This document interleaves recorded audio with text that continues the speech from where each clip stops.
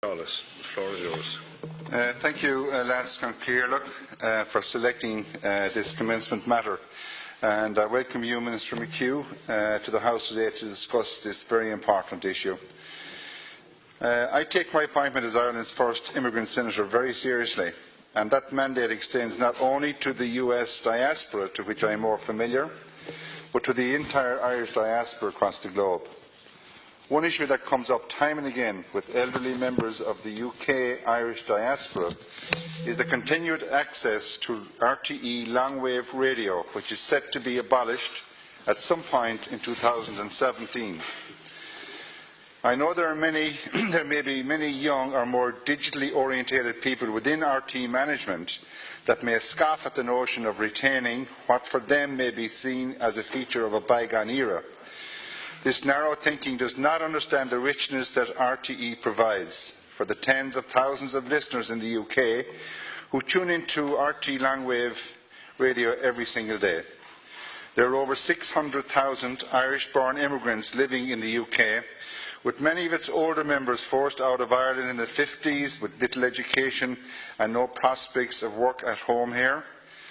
In January 2016, the Social Policy Research Centre at Middlesex University, funded by the Department of Foreign Affairs and Trade in Ireland, conducted a study into some of those immigrants' usage of RTE longwave.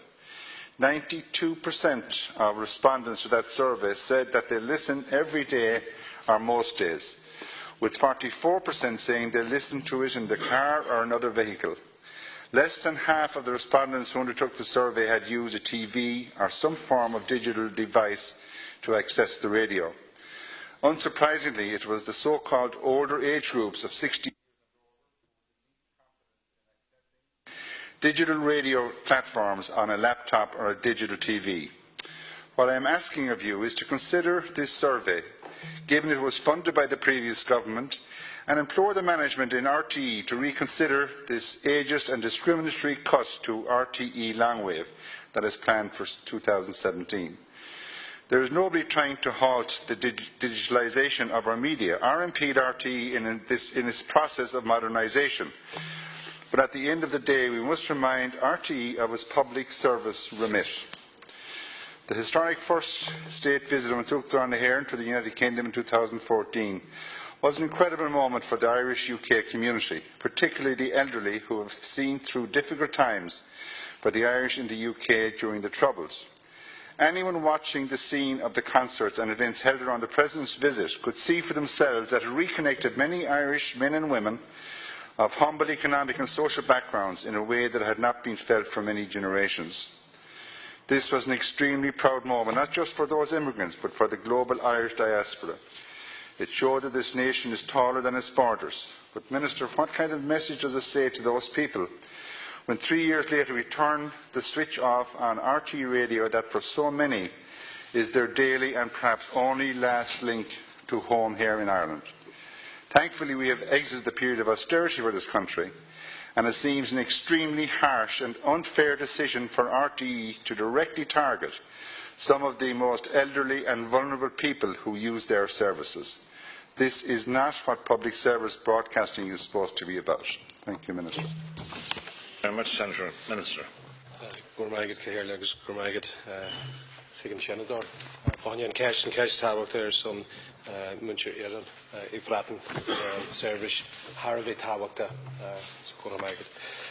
By way of background on this matter, in September 2014, RTE announced plans to shut down the longwave 252 service, which enables RTE Radio 1 to be broadcast into Britain, while the initial plan was for the longwave service to close on the 27th of October 2014. This was further deferred until the 19th of January 2015. On the 18th of December 2014, a decision was taken to continue longwave radio services until 2017. Following this announcement, the Government's Emigrant Support Programme, which is administered by the Department of Foreign Affairs and Trade, supported research into the listenership figures in Britain for the RTE longwave service. The purpose of this research was to obtain concrete data on the current listenership and also explore the possibility of continuing the service using alternate technologies.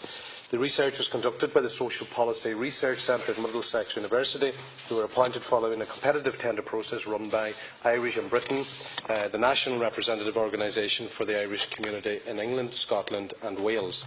Information was gathered through individual submissions, group submissions and focus groups. Overseeing the research was a consultative group of key stakeholders, which is composed of representatives of RTE, Department of Foreign Affairs, trade officials based in Dublin and in the Embassy of Ireland in London, and representatives of the Irish community in Britain.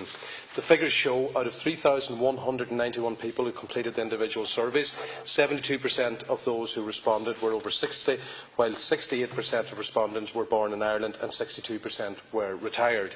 For the majority of respondents, Long Wave was seen as a lifeline to Ireland, helping them to maintain a sense of Irishness and to keep up with the events back home.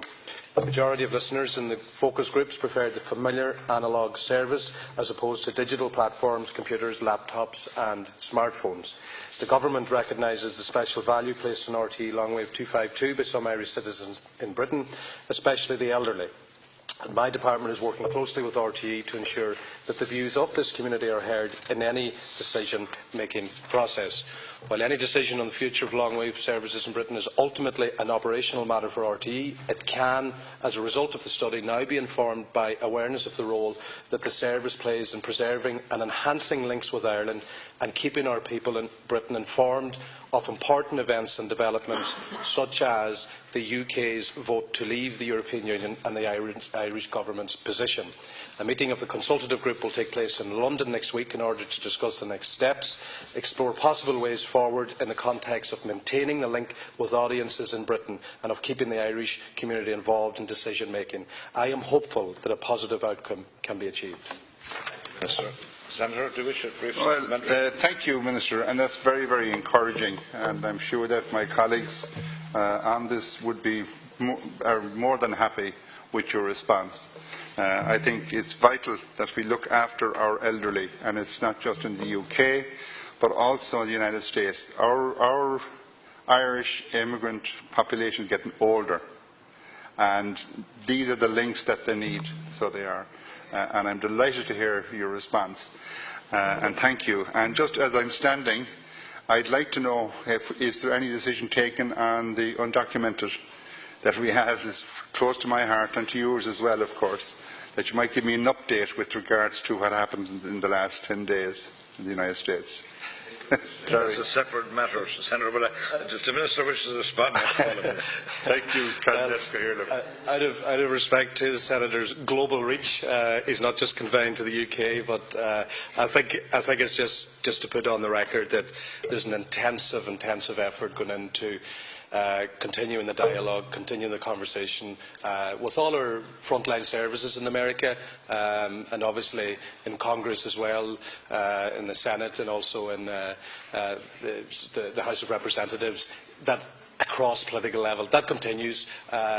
You're part of that yourself, Senator. You took part in a very, very important meeting in America on the 12th of January. Those meetings with the consulates, with the embassy, they're so important. And in relation to what we can control in terms of budget, in last year's programme, 2.3 million went into the Immigrant Support Service. So we've all these immigrant support services that we support, be they in San Diego, San Francisco, Boston, New York, or whatever part of America, and we need to continue that. We need to continue the work on the relationship. The relationship is strong. It's so strong. And when the Taoiseach goes on the 17th of March, it's going to be about the relationship, but foremost on the minds of every politician, including my colleague Charlie Flanagan, who's there this week, is the undocumented, and that is top priority. It will continue to be. It was my priority when I was in San Francisco, when I was in New York, when I was in Boston, and I'm going again, and you'll be joining me on the East Coast, and we have to make it priority because there are people feeling vulnerable at the moment, but we have to ensure that the relationship that was always there between Ireland and the United States continues. In the similar vein, do you talk about the relationship between the United Kingdom, where two separate issues, but one and the same in terms of keeping that relationship strong. So thank you very much. Thank you very much.